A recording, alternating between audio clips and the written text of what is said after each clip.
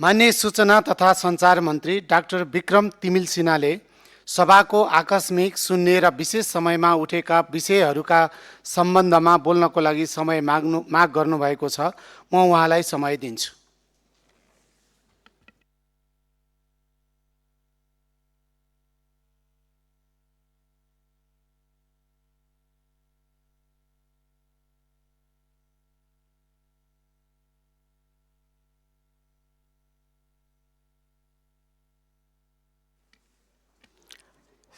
सम्माननीय सभामुख महोदय, सभाको आकस्मिक शून्य र विशेष समयमा सूचना तथा सञ्चार मन्त्रालय, साबिकको सञ्चार तथा सूचना प्रविधि मन्त्रालय समेतसँग सम्बन्धित माननीय सदस्यहरूले संसदमा प्रस्तुत गर्नुभएका प्रश्नको जवाफ दिनको लागि समय उपलब्ध गराउनु भएकोमा हार्दिक धन्यवाद ज्ञापन गर्दछु।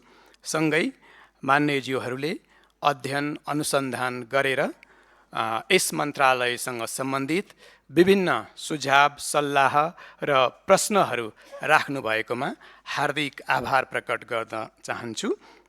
समग्रमा यसभन्दा अगाडि व्यक्त गरिएका प्रश्नहरू र सुझावहरूलाई पनि गम्भीरताका साथ मन्त्रालयले लिनेछ र आगामी दिनमा पनि यहाँको सुझाव सल्लाह र प्रश्नहरूलाई केन्द्रमा राखेर मन्त्रालयको कामहरूलाई चाहिँ प्रभावकारी बनाउनको लागि जिम्मेवारीपूर्ण तरिकाले अगाडि बढ्ने प्रतिबद्धता पनि व्यक्त गर्न चाहन्छु। अब म क्रमशः केही मान्यज्यूहरूले सभामा प्रस्तुत गर्नुभएका प्रश्नहरूको जवाफ दिन चाहन्छु। सुरुवात म सबभन्दा पछिल्लो प्रश्नबाट गर्न चाहन्छु।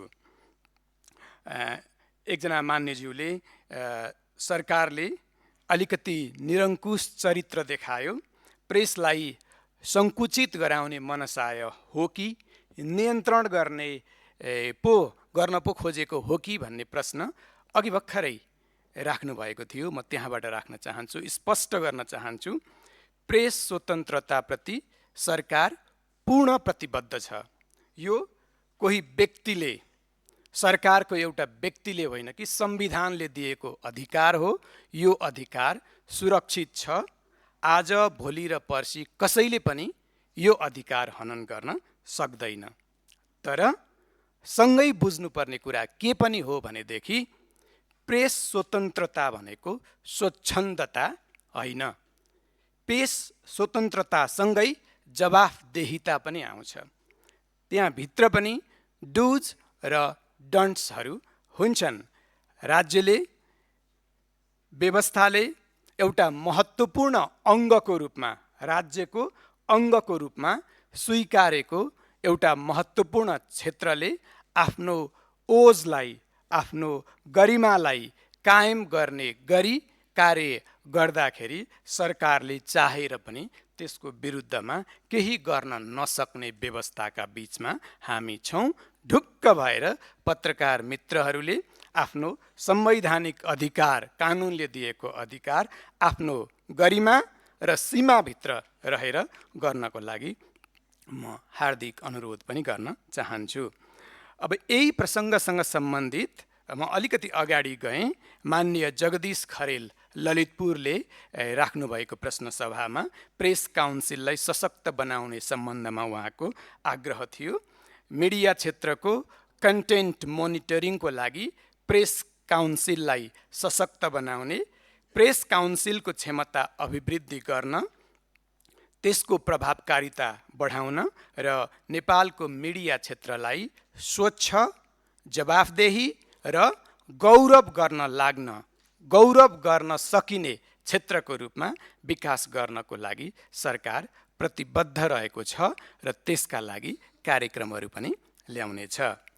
त्यसै गरी माननीय खुशबु ओलीले नीति तथा कार्यक्रममा सङ्गीत र कला क्षेत्र नसमेटिएको बारेमा उठाउनु भएको थियो। यस सुझाव अनुसार मन्त्रालयको कार्यक्षेत्र अन्तर्गत परेको चलचित्र क्षेत्र र आम सञ्चारको क्षेत्र मार्फत काम गर्ने योजना सरकारको रहेको छ। बजेट तथा कार्यक्रममा यी विषयलाई सम्बोधन गर्न मौलिक पहिचान दिलाउने गरी निर्माण हुने चलचित्रलाई प्रोत्साहन अनुदान दिने कार्यक्रम सरकारको रहेको छ।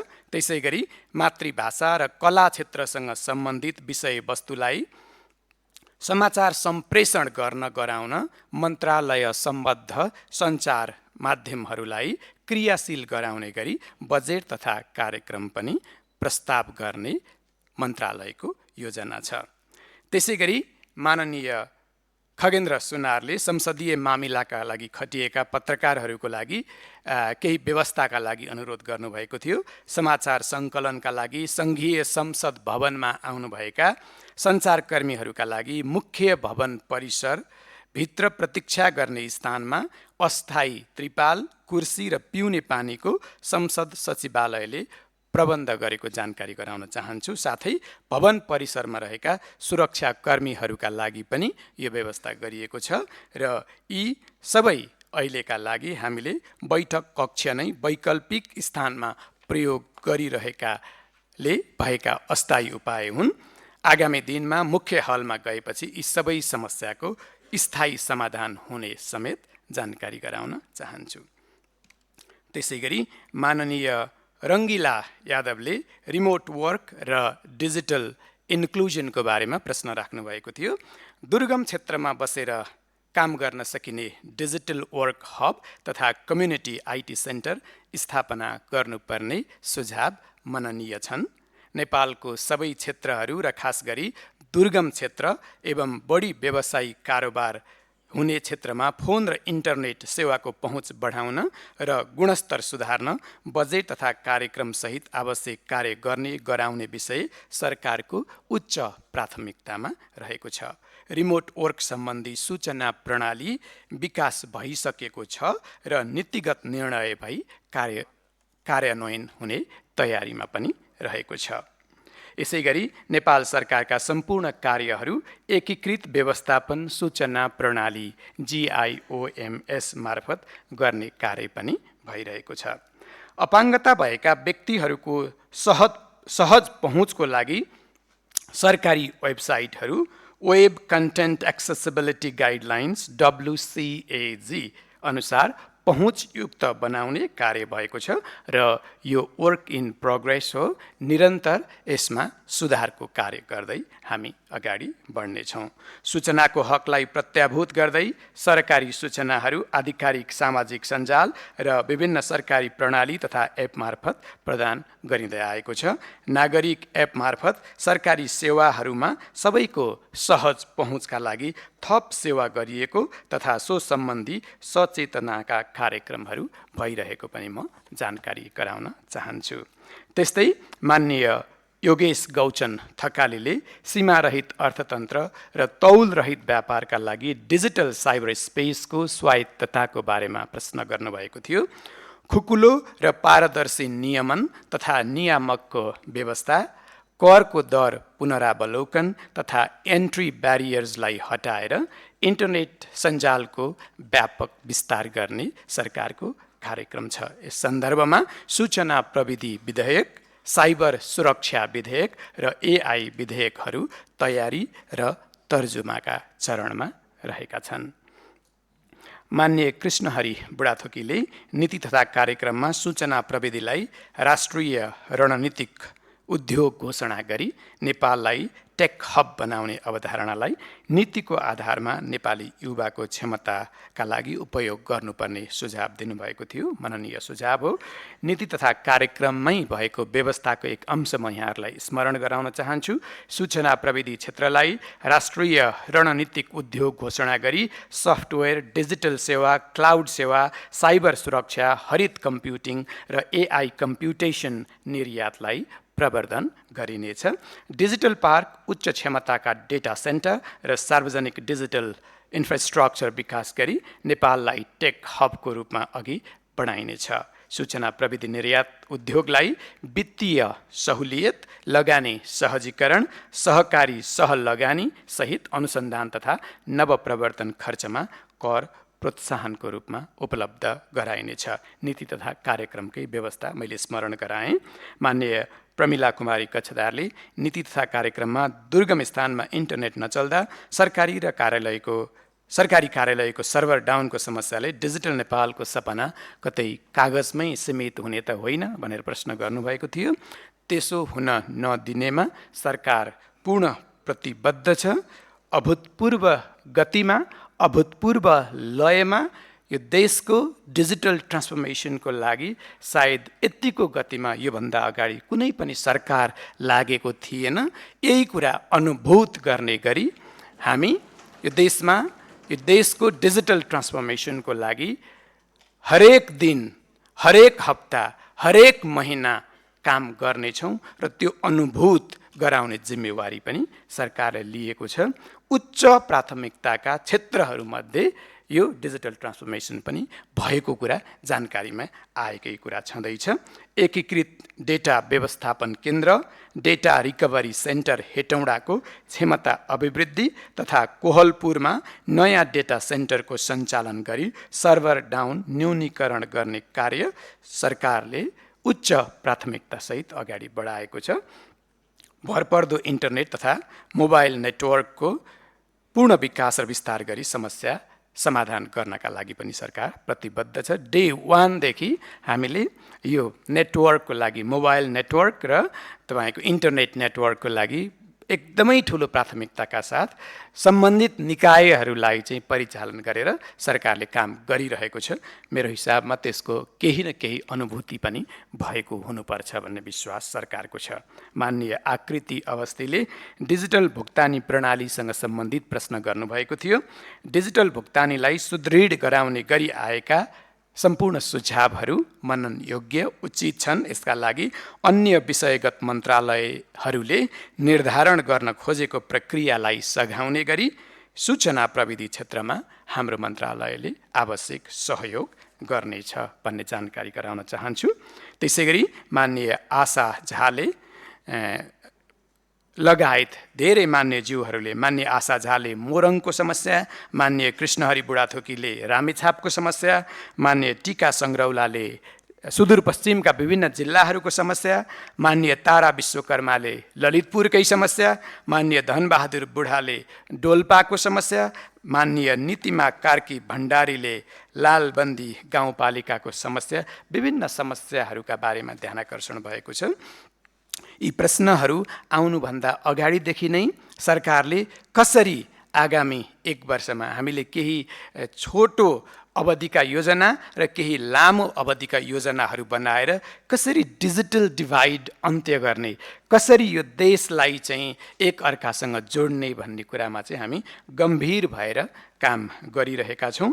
माननीय सदस्यज्यूहरूले उठाउनु भएको दूरसञ्चार तथा इन्टरनेट सेवा सम्बन्धी विषयप्रति सरकार गम्भीर र संवेदनशील रहेको कुरा जानकारी गराउन चाहन्छु। सरकारको प्राथमिकता आगामी 1 वर्षभित्र दुर्गमदेखि सहरी क्षेत्रसम्म भरपर्दो, गुणस्तरीय र पहुँच योग्य दूरसञ्चार सेवा विस्तार गर्नु रहेको छ।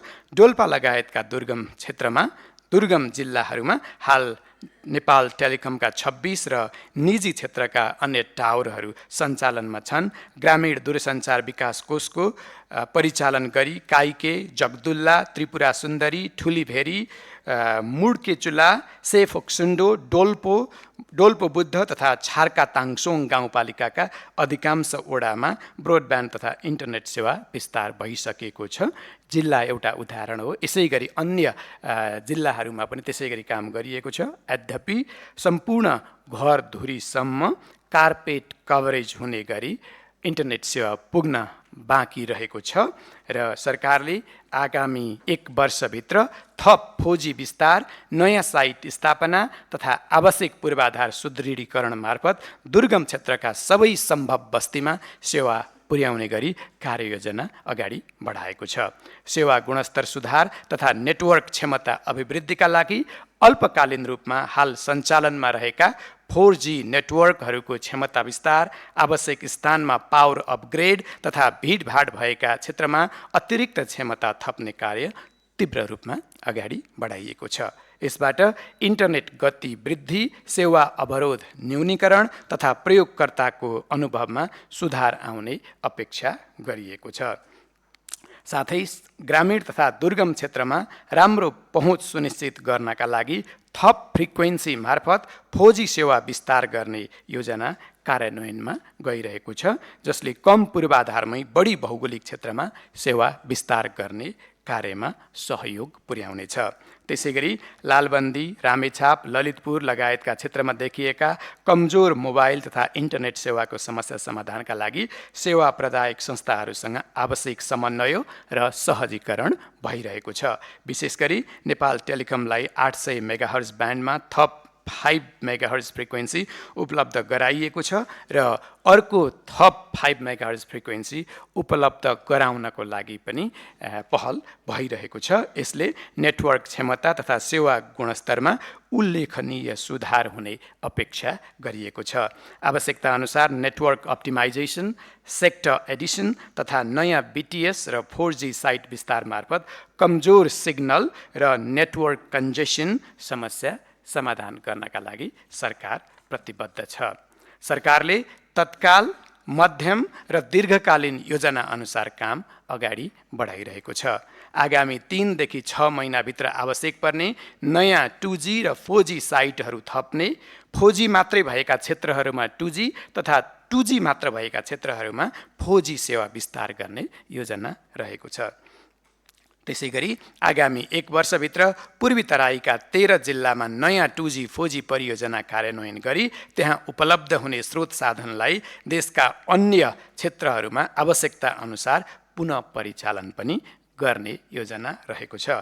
दीर्घकालीन रूपमा 4G नेटवर्कको थप विस्तार तथा चरणबद्ध रूपमा राष्ट्रव्यापी 5G सेवातर्फ अगाडि बढ्ने योजना पनि सरकारले बनाएको छ। डिजिटल नेपालको लक्ष्यलाई व्यवहारमा उतार्न इन्टरनेट सेवा नपुगेका दुर्गम बस्तीमा ग्रामीण दूरसञ्चार विकास कोष मार्फत आगामी 1 वर्षभित्र पहुँच विस्तार गर्ने स्पष्ट कार्ययोजना सरकारले अगाडि बढाएको छ। साथै सरकारी कार्यालयहरूमा देखिने सर्भर डाउन तथा कनेक्टिभिटी समस्याको समाधानको लागि डेटा सेन्टर, नेटवर्क रिलायबिलिटी तथा ब्याकअप सिस्टम सुधारका कार्यक्रम समेत कार्यान्वयन गरिनेछ। यहाँ व्यक्त भएका प्रश्नहरू बाहेक पनि विभिन्न मान्यज्यूहरूले मन्त्रालयमा आएर अथवा नआएर पनि आफ्ना क्षेत्रसँग सम्बन्धित विभिन्न समस्याहरूका बारेमा ध्यानाकर्षण पनि गराउनु भएको छ। ती सबैलाई सँगै राखेर हामी देशभर कनेक्टिभिटीलाई कसरी बढाउन सकिन्छ भन्ने बारेमा गम्भीरताका साथ काम गरिरहेका छौँ। आगामी दिनहरूमा पनि यहाँका प्रश्नहरू, यहाँका सुझावहरू, यहाँका झकझकाइहरू स्वागत छन्। त्यसका लागि म अनुरोध पनि गर्न चाहन्छु। केही प्रश्नहरू जवाफ नदिएको भएदेखि अथवा कुनै प्रश्नहरू छुटेका भएदेखि कृपया मलाई कुनै अर्को समय उपलब्ध गराउनु भयो अथवा इन्डिभिजुअली सोध्नु भयो भने पनि त्यसको लागि जवाफ दिनेछु।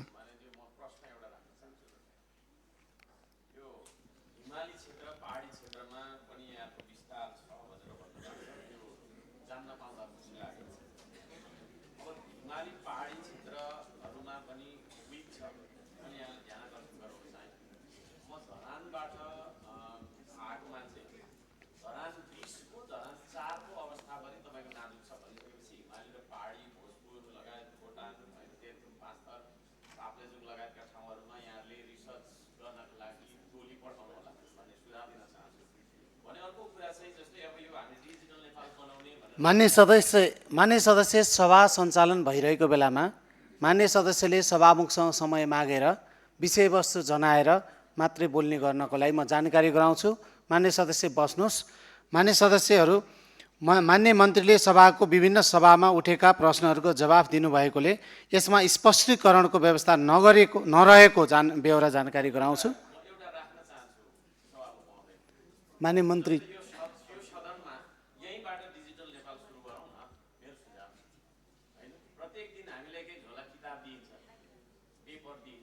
मान्य सदस्यलाई मैले समय दिएको छैन। मान्य सदस्य, यो सभा सञ्चालन भइरहेको बेलामा सभाको मर्यादा छ। सभामुखसँग समय माग्ने, समय मागेर सभामुखले समय दिएमा बोल्ने। मैले मान्य सदस्यले समय माग्नु भएको छैन। मान्य सदस्य, सभाको मर्यादा कायम गर्नको लागि नियमावली बनाइएको छ। त्यसकारणले मान्य सदस्यलाई सभाको मर्यादा कायम गर्न म निर्देश गर्छु। बस्नुहोस् मान्य सदस्य। मान्य सदस्य बस्नुहोस्। मान्य मन्त्री आफ्नो भनाइ अगाडि बढाउनुहोस्। धन्यवाद मान्यज्यू। तपाईँको प्रश्नमा पनि मेरो ध्यानाकर्षण भएको छ। यहाँले राख्नुभएको कुरामा जुन 4G 2G नेटवर्कको विकनेसको कुराहरू, अहिले व्यवस्था भइसकेको ठाउँमा पनि कमजोर रहेको लगायतका कुराहरूको विषयमा मैले जवाफ दिइसकेको छु। नेटवर्क अप्टिमाइजेसनको कुरा पनि हाम्रो प्रायोरिटी अन्तर्गत छ। 4G र 2G को एक्सपान्सनको पनि एकदमै ठुलो प्रायोरिटीका साथ सरकारले अगाडि बढाएको छ। आगामी 1 वर्षभित्र योभन्दा कहिल्यै अनुभूत नगरिएको गरी यो क्षेत्रमा सुधारको काम गर्ने गरी हामी कटिबद्ध भएर अगाडि लागेका छौँ। अर्को वर्षको यही बेलाको प्रश्नोत्तर कार्यक्रममा हामी प्रश्न नआउने गरी काम गर्नको लागि प्रतिबद्ध भएका छौँ। यहाँहरूलाई धेरै धेरै धन्यवाद। धन्यवाद सभामुख महोदय।